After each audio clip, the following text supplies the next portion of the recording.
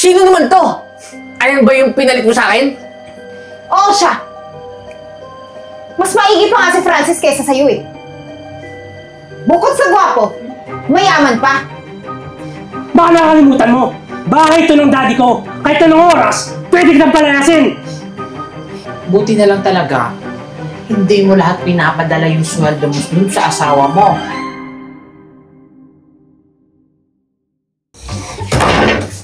Eden!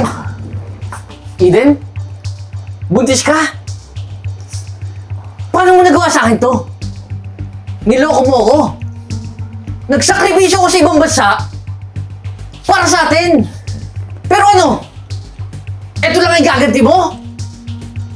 Hoy, tumahimik ka. Kini-question mo ako ngayon? Eh, ikaw nga itong nawala ng 3 taon eh. Oo. Binigay mo sa akin yung mga pangangailangan ko. Pero dati yun. Pero ano yun? Barya? Hanggang saan naabot yun, J-Boy? Ha? Eden, di mo ko naiintindihan eh. Nakulong ako sa ibang bansa. Napagbintangan ako na ako yung nagnakaw. Eh yun naman pala. Eh di sana gumawa ka ng paraan para makontak ako, hindi parang tanga ako. Na ako yung habol ng habol. Hindi ko alam kung saan kita hahagilapin. Oh, sino naman to? Ayan ba yung pinalit mo sa akin? Oo siya. Mas maigi pa nga si Francis kaysa sa'yo eh. Bukod sa gwapo, mayaman pa. Uy, ang kapal talaga ng mukha mo. Ikaw ang makapal ang mukha! Kung niloko niyo ako, edi umalis kayo dito sa pamamahay ko! Dapat nga pasalamat ka pa sa akin eh. Dahil ako nagbibigay ng pangailangan ng asawa mo na hindi mo naibigay dati. Tsaka, itong bahay na to. Bahay na to ng daddy ko ngayon. Kaya dapat, ikaw yung umalis. Ang kakapal na mukha niyo? Pagkatapos kong paghirapan tong bahay na to, ibebenta mo lang! Bakit? May naibigay ka ba sa loob ng 3 taon? Di ba wala? At may karapatan din ako na ibenta to kasi kaasawa mo ko. Kaya ngayon, umalis ka na. Maghanap ka ng mga tutulugan mo. Aalis talaga ako. Kasi hindi ko kayang makisama sa mga katulad niyo. Mag-uusap na tayo, Eden. Pero di ba sinabi sa akin na pupunta pa yung lalaking dito?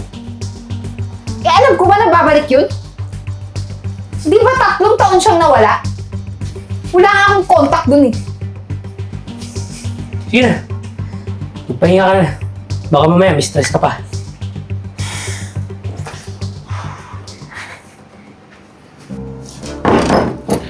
Oh, kuya! Hindi ka ba nagpasabi sa akin na uuwi ka? Hindi sana nasundo kita sa airport. Oh, bakit malungkot ka? Bakit nandito yung maleta mo? Hindi ba dapat nasa bahay mo yan?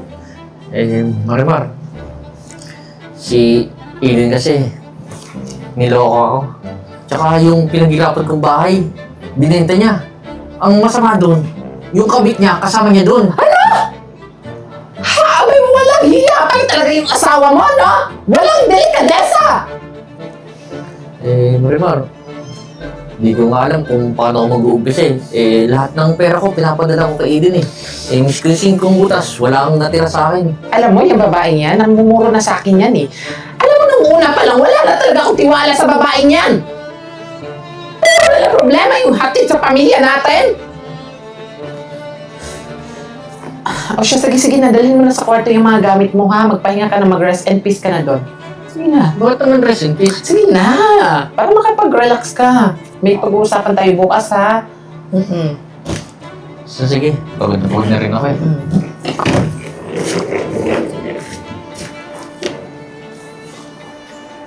Oh, paano bukas? Sa same place pa rin ah. Basta, mag-shave ka. Alam mo na.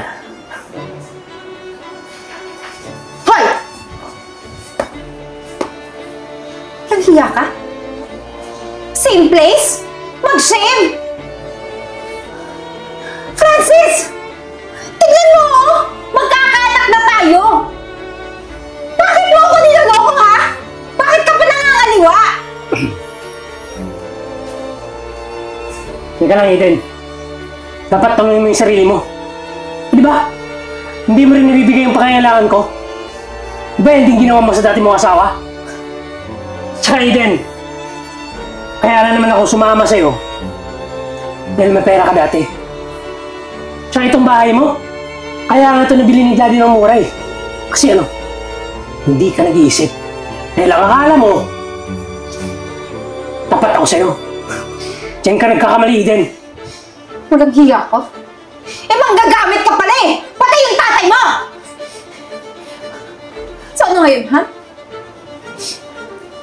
Kinuha niyo sa akin yung lahat. Na para sa akin sana at sa magiging anak ko! Hoy, tumahimik ka! Baka nakakalimutan mo, bahay ito ng daddy ko. Kahit anong oras, pwede kitang palayasin. Kaya umayos ka, ha? Akin yan! Francis!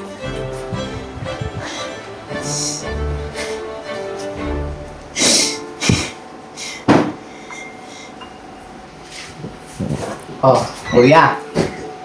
Marimar. Hindi pa rin ako makapaniwala na may business na tayo. Ay, naku kuya. Siyempre naman, no? Sino ba namang mag-aakala? Akala ng asawa mo, walang-wala ka na. Pero kuya, buti na lang talaga. Hindi mo lahat pinapadala yung sweldo mo dun sa asawa mo. Buti na lang talaga naniwala ka sa akin na wag mo lahat ibigay sa kanya. Kaya nga eh. Marimar, maraming salamat kasi lahat ng pinapadala ko, iniipon mo. Ay, syempre naman, kasi nga pangako natin sa isa't isa, di ba? Magtatayo tayo ng negosyo. Yung pera mo na kinikita mo dun sa abroad, ipag-e-invest natin. Kaya to, we are proudly to represent the kind of POTG restaurant na meron tayo ngayon. Marimar, sa totoo lang, ireregalo ko sana kay Eden to eh. Surprise ko siya. Kaso, wala eh. Niloko niya ako. Ay, nako kuya, hindi niya deserve tong ganitong mga bagay. Hindi niya kayang patakbuhin to. Alam mo naman yung babaeng yun, walang ibang alam kundi ang lumande. Kaya alam mo kuya, siguro naging mas mabuti na rin na naghiwalay kayong dalawa. Siya, Marimar. Mamaya na tayo mag-usap. Nasi-CR kasi ako Sige, mag-CR ka na kuya. Antayin kita dito, pabalik ha. Upo lang ako dyan. Papahinga ko. Sige na.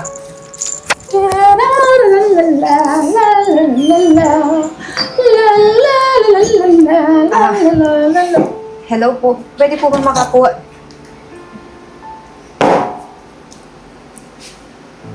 Eden? Oo, ako nga to, Marimar. Pwede bang makahingi kahit konting tubig lang? Oh my gosh! Nag-ibang anyo ka, ha? Abis mo naman nagpalit ng balat. Ano nangyari sa tsura mo, Ano nangyari sa iyo, Eh, minala sa buhay eh. Nga pala, Marimar. Sa inyo, sa iyo ba ito? Na restaurant? Oo, actually. Pero, hindi lang to sa akin. Kasi, meron pa akong kasamang isa. Naka-business partner ko. Na co-owner ko dito sa restaurant na to. Ay naku, ganun ba? Pwede ko ba siya makausap kasi kailangan na kailangan ko ng trabaho eh. Kasi nga tingnan mo, manganganak na ako. Tapos ayoko namang mamulubi yung kami mag-ina, di ba? Marimar! Yung CR ang dumi doon. By the way,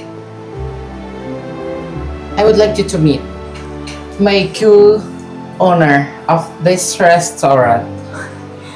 My brother. Kung ganun, pwede ako makapasok dito, manilbihan bilang waitress. Di ba, J-Boy? At saka, J-Boy, pwede naman tayo magbalikan na eh, kasi si Francis, pinalayas na ako dun sa bahay. Tsaka, hindi ko alam kung saan ako hahanap ng panggastos sa pagpapanganak eh, tsaka pagpapalaki ng anak ko. Kaya, pwede ba? Magbalikan na lang tayo. Eden, hindi na ako makipagbalikan sa'yo. Tsaka mas magbabawas na lang ako sa sarili ko, tsaka sa business ko. Kasi ilang taon din ako nagpakatanga sa'yo. Tsaka isa pa, Eden, di kita matatanggap dito. Kasi kilala kita. Baka masira lang tong restaurant ko dahil sa'yo eh. J-Boy, hindi ka ba naawa sa akin? Puntis ako. Tapos yung anak ko, ano na lang yung kinabukasan na may bibigay ko. pinoproblema mo yung anak mo nang dahil sa kalokohan pinagagawa mo. Okay, fine. Bibigyan kita ng deal. Kung papayag ka, aamponin ko yung anak mo. At least, di ba? Ayun, solve na yung problema mo. Ako mag-aalaga sa anak mo, wala ka nang poproblemahin, wala ka nang gastusin. Ako nasagot na yung lahat. Magbubuhay, reyna ka na lang sa labas. Ay, what I mean, magbubuhay, pulubi ka pala sa labas. Kasi kawawa naman yung anak mo. Alam mo yon, alam mo nang wala ka na sa buhay. Pati ba naman anak mo, itadamay mo? Pero kung hindi mo tatanggapin yung offer ko, sure ako, magbubuhay pulubi talaga kayong dalawa ng anak mo. Kawawa naman yung anak mo, pati yung anak mo madadamay. O sige, papayag na ako pero sa isang kondisyon, What?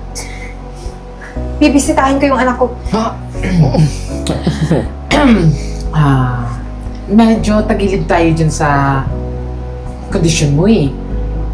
Kasi ang gusto ko mangyari ay hindi ko ipapakilala sa iyo yung anak mo.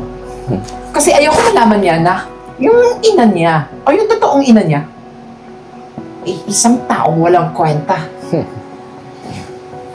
Sige, ganito na lang. Magbibigay ako sa iyo ng 1 million pesos.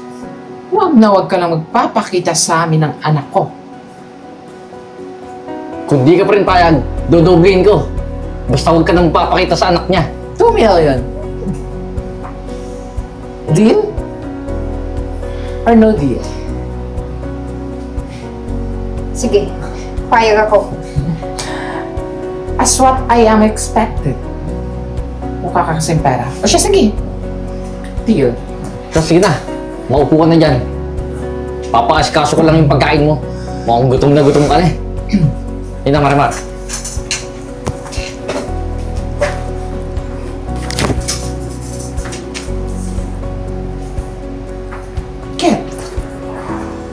Get.